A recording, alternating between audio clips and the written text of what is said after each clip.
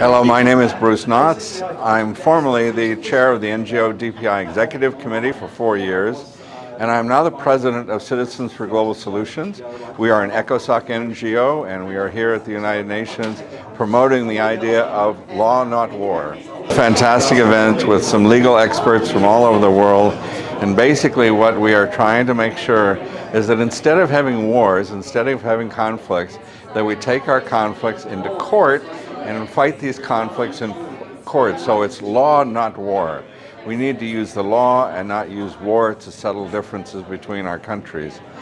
And we're making a lot of progress. The International Criminal Court and the International Court of Justice are doing great work. Their efforts are expanding. We are promoting that expansion of jurisdiction and to make sure that countries are able and will be encouraged to take their cases to court and not take their cases to the battlefields.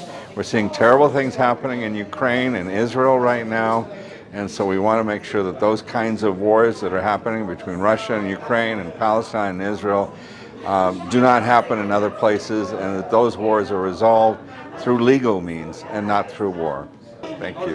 We're in very difficult times, as no doubt all of you will know, with increasing tensions, with a range of unresolved conflicts at the international level, some of which have expanded into war, armed conflict. So these are questions of what role can the International Court of Justice in particular play, but also other international tribunals. It's also related to similar work or related work in the International Criminal Court. And today we have experts that are both in the from the International Court of Justice, also the International Criminal Court, and other ways of applying international law. As I mentioned, a primary focus today is on the International Court of Justice. We're really happy that we have some representatives from some of the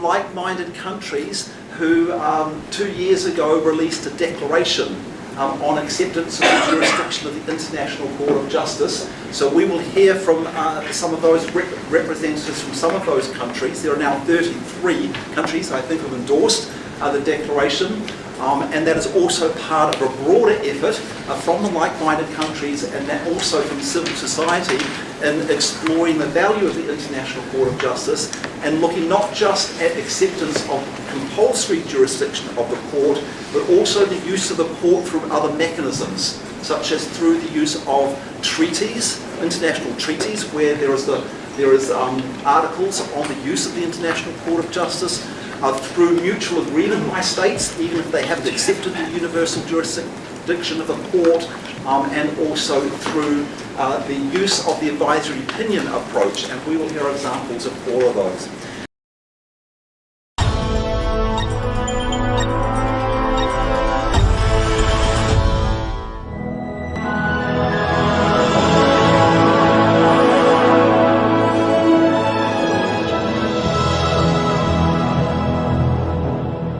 Peace TV reporters have been active at the UN headquarters since 2010, the age of former UN Secretary General Ban Ki-moon.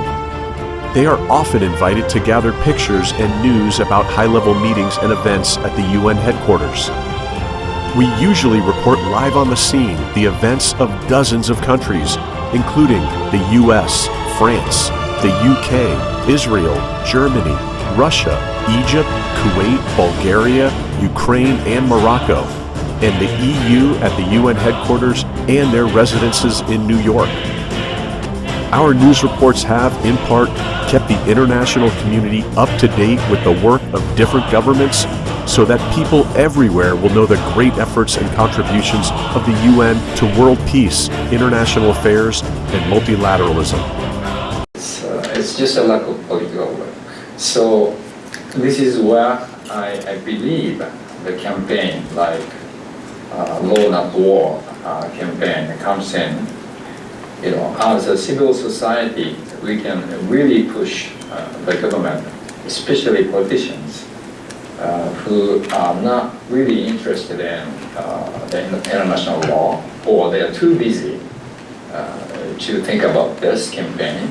But instead, we as a civil society can push these politicians into this very, very normal declaration of willingness to resolve conflict by international law. And now I think this campaign of law, not war, is really now is the time to, we should together push through this campaign. And I believe it is time to do so. Thank you very much. Just want to say, make a short comment for those in the audience who are not completely into public international law. What Mr. Inuzuku was just referring to when he talked about ratification, the members of the UN Charter are automatically also parties to the statute of the International Court of Justice. But what he was talking about was the acceptance of the jurisdiction, of the compulsory jurisdiction of the court. It's not the same thing, just to clarify this. Thank you very much. Disputes just disappear. I think of disputes that may be settled by not resolving the particular problems and issue. The Antarctic Treaty, for example, put to one side, put on ice, some people say, the issue of territorial claims. And that was done in the middle of the Cold War. Another instance of a matter just disappearing from sight is the nuclear ships row involving the United States and other countries. So sometimes disputes just disappear. They are no longer around. And at different times, New Zealand has used mediation, for instance, in respect of the Rainbow Warrior case. And there's good officers as well, which were exercised in that particular case as well. New Zealand in the early 1970s made a significant contribution to the proposal, the row that had arisen after the Southwest Africa cases, those disastrous cases in 1966. New Zealand, on that occasion, referred to the fact that the Secretary General, in his most recent annual report, had made the point that arbitration was not popular either. But we need also to remind that states come to the ACJ also on the basis of special agreements, to which Judge Kenneth referred, which is a very important also aspect of the jurisdiction of the court.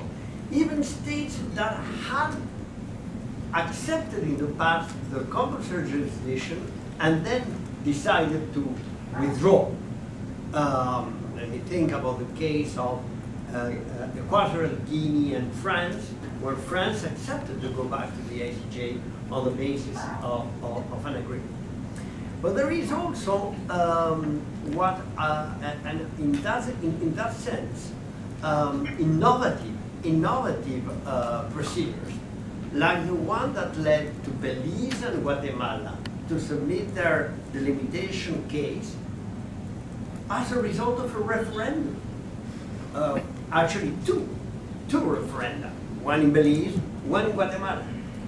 It was not only the governments, but the peoples who decided to submit a long-standing dispute to the ACJ. And I think this is remarkable, because it shows that more and more, it's not only states, but peoples trust the court and put their confidence in the court. And we see also an increase in the result to the court through jurisdictional clauses contained in multilateral treaties.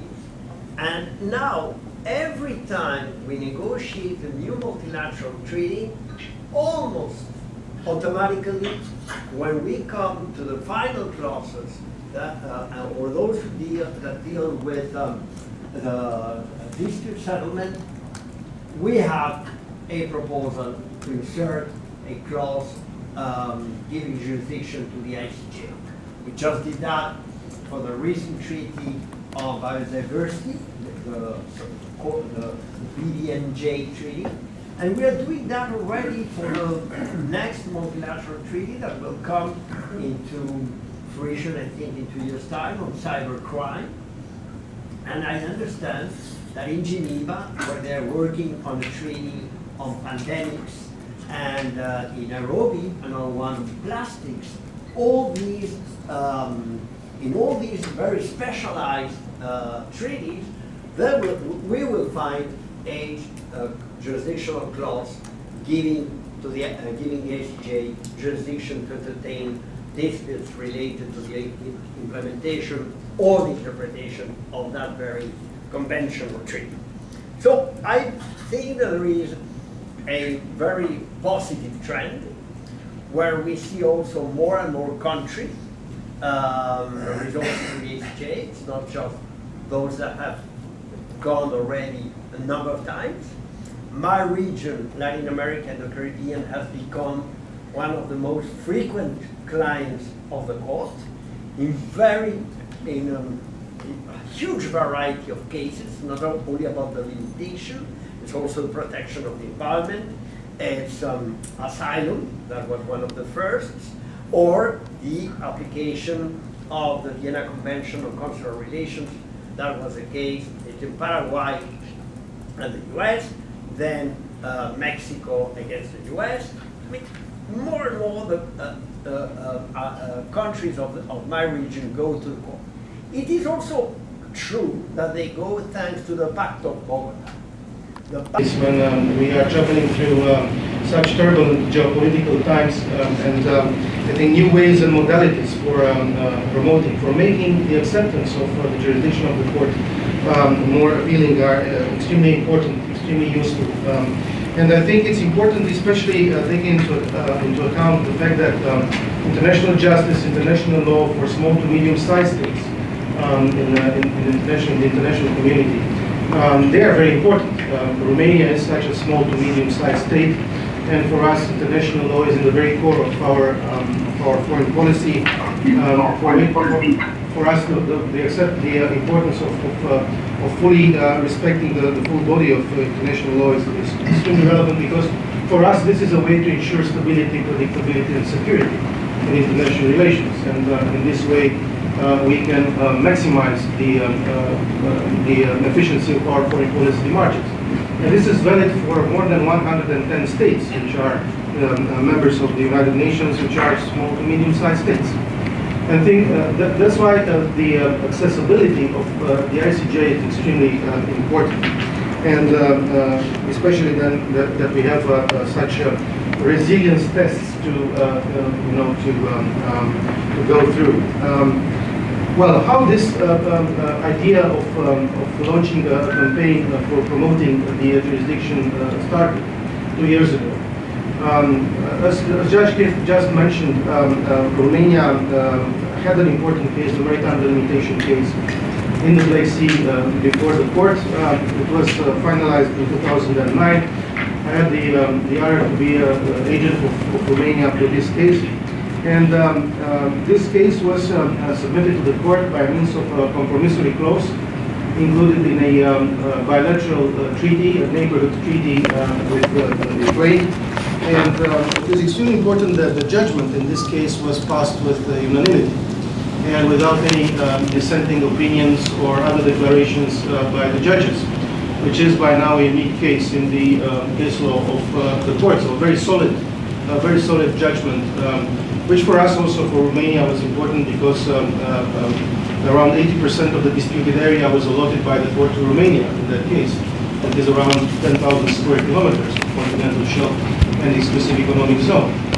Here we believe that the UN Charter provides not only a moral compass towards this vision, but offers an alternative to conflict, and an underutilized alternative, in fact, in the institution of the International Court of Justice as a means for the pacific resolution of disputes among states without recourse to the threat or reality of violence. So as we embark on Disarmament Week and also on International Law Week, from the experience of participating actively in civil society consultations also around the new agenda for peace, with humility, I must observe that all too often conversations about justice and the institutions that render it are absent from discussions of pathways to peace. Lasting peace necessarily entails the expectation of accountability and intolerance for impunity, and this includes legal accountability.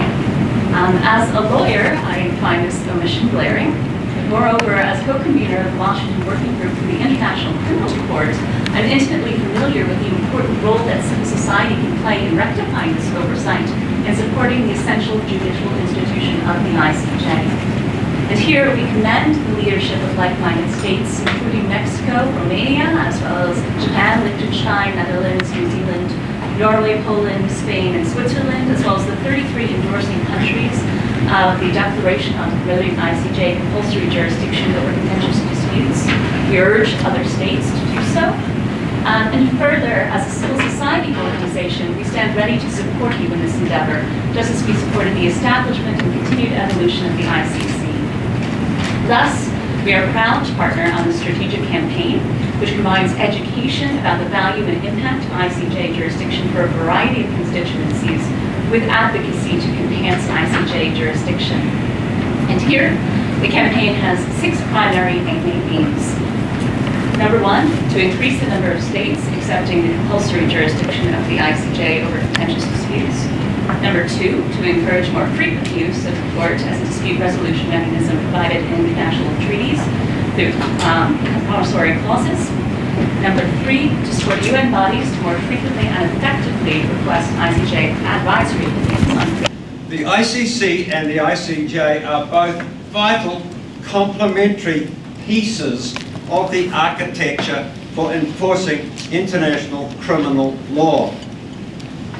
Both suffer from the same inadequacy, namely the failure of states to accept their jurisdiction fully. This is particularly acute for the ICC in the case of the crime of aggression, where what became essentially an opt-in situation has created a regrettable system similar to that of the optional clause in Article 36(2) of the statute of the ICJ. I noticed that some unseen hand has cleverly deposited in front of most of you a very significant document from the Global Institute on Prevention of Aggression, which is aimed at fixing just that situation. I commend it to you. I share the enthusiasm, obviously, of previous speakers in overcoming the mindsets, the failures of imagination that have led us to the present limitations on ICJ jurisdiction. It is thus that I want to talk a little bit about some of the reasons or the excuses that have got us in that situation. It is worth noting that of the 70-odd states that have accepted the optional clause, the UK alone among the P5 has currently done so. It is hard to laud the United Kingdom for its acceptance. During the oral hearings on preliminary issues in the Marshall Islands case on the obligation to negotiate the abolition of nuclear weapons, the UK hinted that if it were to lose, it might need to reconsider its position on accepting jurisdiction, take its ball and go home. In fact, it modified acceptance twice as a result of this case, once during the course of the proceedings and again at the end. The result is a declaration of acceptance which is, like many others, so full of exceptions as to be almost illusory. Into the jurisprudence of the court, the nuclear weapons case and his dissenting opinion was referred to. But one of the key messages that he left with me and the generation to follow was really the impact that the International Court of Justice has had as a truly global institution with great prospect to expand. Professor Clark and others were referring to this, how this can be expanded further. And then Alan, you mentioned some of the stories that came with this impact of the International Court of Justice, and several examples were already mentioned by the excellencies before me. One key example that he would always share was the case between Libya and Chad with regard to the issue of the Ausu Strip.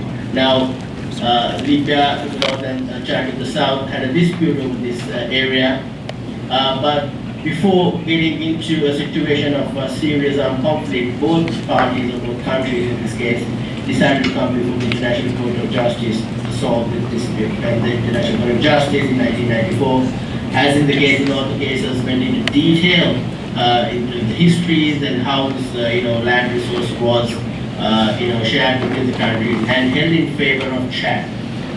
Now, if there was a situation that Libya was to disrespect this decision, that would have been the coverage of media across the world. But if the alternative happened, Libya and Chad agreed and respected the decision, and then they decided on how this area, in line with the judgment, should be handed over to Chad.